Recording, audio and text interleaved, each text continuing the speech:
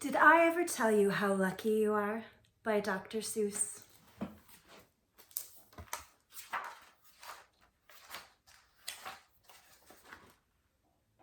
When I was quite young and quite small for my size, I met an old man in the desert of Dries, and he sang me a song I will never forget. At least, well, I haven't forgotten it yet. He sat in a terribly prickly place, but he sang with a sweet, sunny smile on his face. When you think things are bad, when you feel sour and blue, when you start to get mad, you should do what I do. Just tell yourself, ducky, you're really quite lucky. Some people are much more, oh, ever so much more, oh, muchly, much, much more unlucky than you. Oh, goodness. Be glad you don't work on the Bungle Bung Bridge that they're building across Boober Bay at Bum Ridge. It's a troublesome world. All the people who are in it are troubled with troubles almost every minute. You ought to be thankful, a whole heaping lot, for the places and people you're lucky you're not. Just suppose, for example, you lived in Gazette and got caught in that traffic on Zate Highway 8. Or suppose, just for instance, you lived in Gazere with your bedroom up here and your bathroom up there. Suppose, just suppose, you were poor Herbie Hart who has taken his thrombdimbulator apart. He will never get it together, I'm sure. He never will know if the gick or the gur fits into the skirks or the snux or the snore. Yes, Ducky, you're lucky you're not Herbie Hart, who has taken his thrombdimbulator apart. Think they work you too hard? Think of poor Ali Sard. He has to mow grass in his uncle's backyard, and it's quick-growing grass. And it grows as he mows it. The faster he mows it, the faster he grows it. And all of that his stingy old uncle will pay for his shoving that mower around in that hay is the piffulous pay of 2 duklas a day. And Ollie can't live on such piffulous pay. So he has to paint flagpoles on Sundays and grooves. How lucky you are you don't live in his shoes. And poor Mr. Bix, every morning at 6, poor Mr. Bix has his borfin to fix. It doesn't seem fair, it just doesn't seem right, but his borfin just seems to go schlump every night. It schlumps and heaps, sadly needing repair. Bix figures it's due to the local night air. It takes him all day to unschlump it, and then the night air comes back and it schlumps once again. So don't you feel blue, don't get down in the dumps. You're lucky you don't have a borfin that schlumps.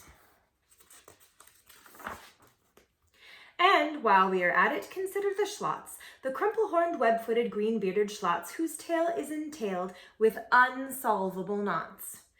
If he isn't muchly more worse off than you, I'll eat my umbrella. That's just what I'll do. And you're lucky indeed, you don't ride on a camel. To ride on a camel, you sit on a whammel. A whammel, you know, is a sort of a saddle, held on by a button that's known as a faddle. And boy, if your old whammel faddle gets loose, I'm telling you, Ducky, you are gone like a goose. And poor Mr. Potter, T-crosser, I-daughter. He has to cross T's and he has to dot I's in an I and T factory out in Van Nuys.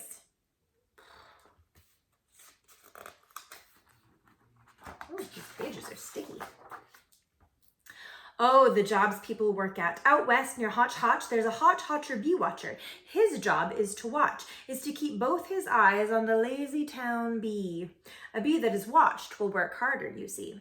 Well, he watched and he watched, but in spite of his watch, that bee didn't work any harder, not much. So then somebody said, our old bee watching man just isn't bee watching as hard as he can. He ought to be watched by another Hotch Hotcher. The thing that we need is a bee watcher. Well, let's see where this goes, huh? The bee watcher watched the bee watcher. He didn't watch well, so another Hotch Hotcher had to come in as a watch watcher. And today all the Hotchers who live in Hotch Hotch are watching on watch watching the watcher who's watching that bee. You're not a Hotch Watcher. You're lucky, you see. And how fortunate you're not Professor DeBreeze, who has spent the past 32 years, if you please, trying to teach Irish ducks how to read Javanese. Looks like it's going well.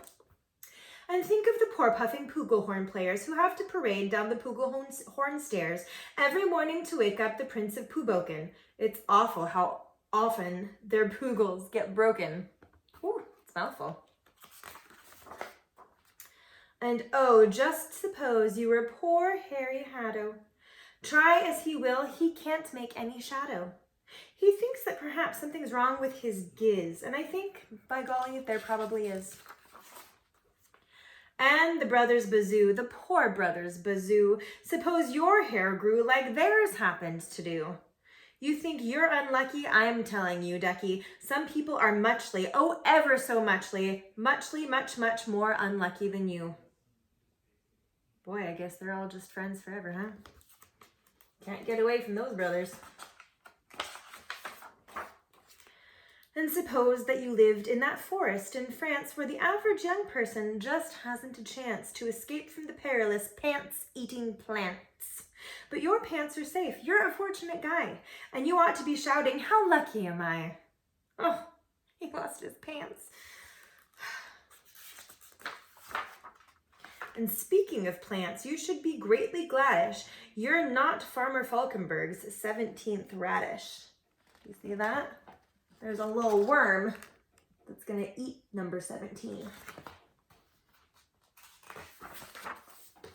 And you're so lucky you're not Gucky Gone, who lives by himself 90 miles out of town in the ruins of Ronk.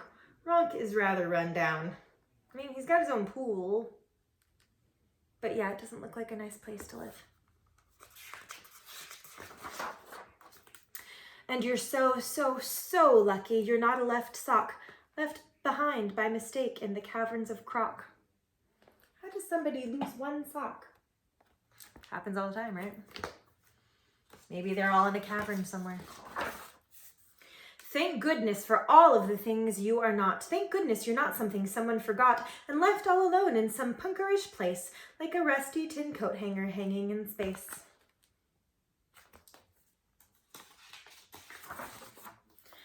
That's why I say, Ducky, don't grumble, don't stew. Some critters are much, oh, ever so much, so much more unlucky than you.